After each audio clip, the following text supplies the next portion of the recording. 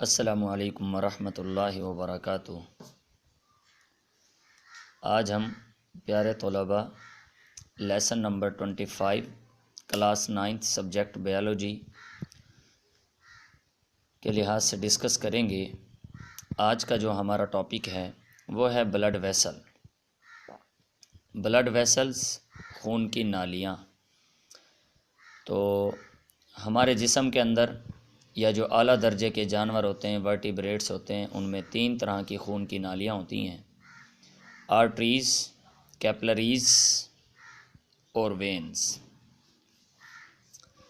तो आर्टरीज़ तो हमने कल डिस्कस की थी, कल के टॉपिक में। तो आज के टॉपिक में बेसिकली हम कैपिलरीज़ को बयान करेंगे। सर्कुलेशन हमारे जिस्म में खून की कुछ यूँ होती है कि ये सबसे पहले खून आर्टरीज़ को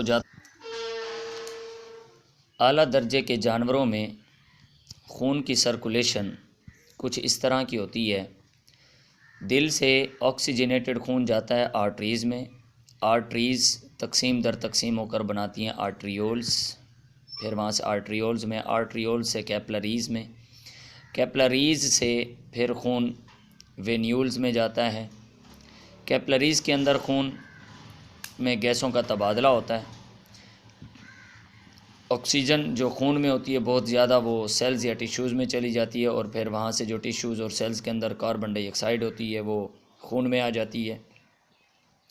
तो कैपिलरीज़ में खून का और जो गैसों का तबादला होता है, उसके बाद कैपिलरीज़ मिलकर वेन्यूल्स बनाती हैं, और वेन्यूल्स मिलकर वेन्स बनाती हैं, और वेन्स मिलकर बड़ी ट्यूब्स बनाती हैं जिन्हें वेना केवा कहते हैं।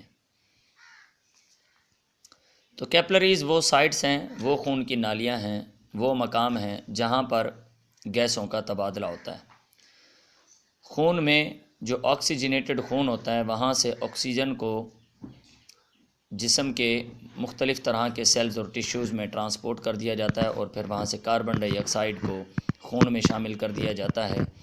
इस तरह कैपिलरीज़ के अंदर गैसों का तबादला होता है।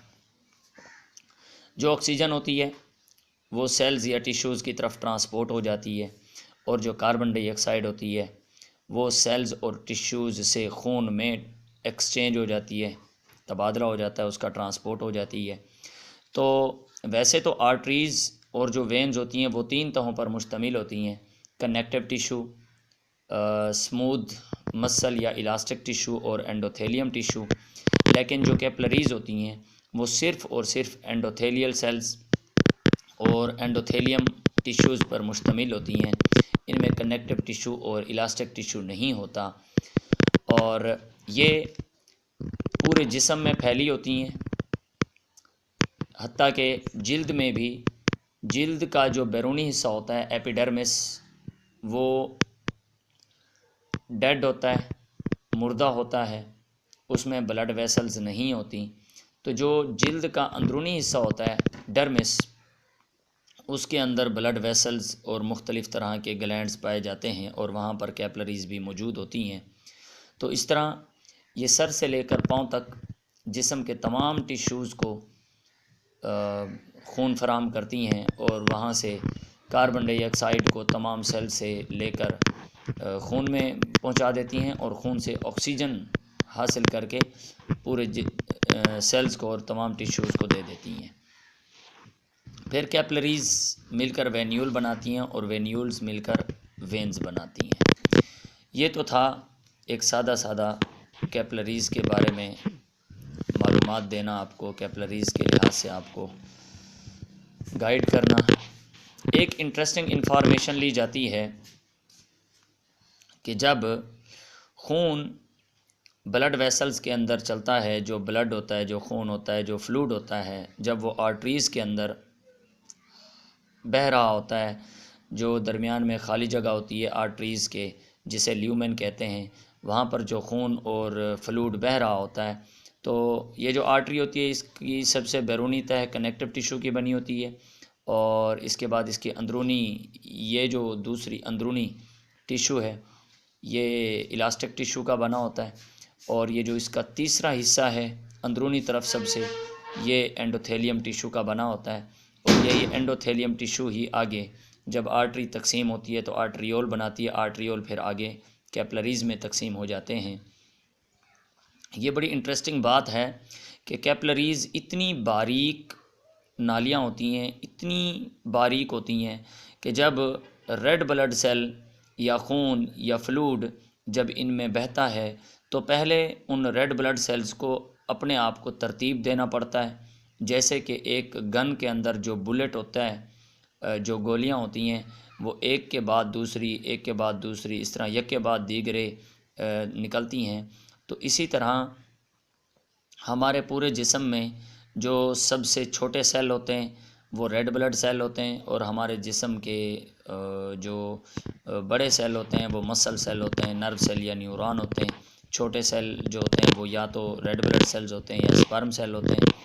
तो ये जो रेड ब्लड सेल होते हैं, हालांकि ये बहुत छोटे होते हैं, लेकिन फिर भी इनको कैपलरीज़ में से गुज़रने के लिए पहले अपने आप को एक दूसरे के पीछे तरतीब देना पड़ता है, और फिर उसके बाद वो ब्लड कैपलरीज से गुज़र सकते हैं। ये इतनी बारीक नालियाँ होती हैं, और यहाँ पर रेड ब्लड सेल को गुज़रने के लिए पहले बुलेट की तरह अपने आप को तरतीब देना पड़ता है, और फिर वहाँ से ये सेल्स के अंदर और टिश्यूज़ के अंदर जा सकते हैं, और वहाँ पर गैसों का तबादला होता है। जो सेल्स के अंदर ग्लाइकोलाइसिस का अमल हो रहा होता है, ग्लूकोज़ के मालिक्यूल को तोड़ा जा रहा होता है, तो ग्लूकोज़ के मालिक्यूल के टूटने के दौरान एक ऑक्सीडेशन का अमल होता है, रिडक्शन का अमल होता है, रिडॉक्स रिएक्शन होती है जिसमें कार्बन हाइड्रोजन बॉन्ड को तोड़ा जा रहा होता है, और उस दौरान में कार्बन डाइऑक्साइड और पानी बन रहे होते हैं। तो वहाँ जो सेल्स के अंदर मेटाबॉलिज्म चल रहा होता है, जो माइटोकॉन्ड्रिया के अंदर एनर्जी पैदा हो रही होती है, उस दौरान में जो कार्बन डाइऑक्साइड पैदा होती है वो यहाँ कैपलरीज़ में, ये कैपलरीज़ का कांटेक्ट तमाम टिश्यूज़ के साथ, सेल्स के साथ होता है, तो सेल्स में से वो तमाम कार्बन डाइऑक्साइड निकल कर इधर कैपलरीज़ में आती है, और कैपलरीज़ में जो खून होता है, ऑक्सीजन होती है इसमें बहुत ज़्यादा, वो ऑक्सीजन उन सेल्स को ट्रांसपोर्ट कर देता है, और यहाँ पर गैसों का तबादला हो रहा होता है। तो कल इंशाल्लाह ताला हम वेन्स के बारे में डिस्कस करेंगे। कल हमने आर्टरीज़ को डिस्कस किया था, आज कैपलरीज़ को डिस्कस किया, और इंशाल्लाह ताला कल हम वेन्स को डिस्कस करेंगे।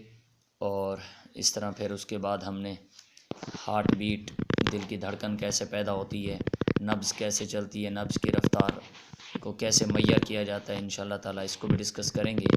अल्लाह ताला हम सब का हामी व नासिर हो। अल्लाह हाफ़िज़।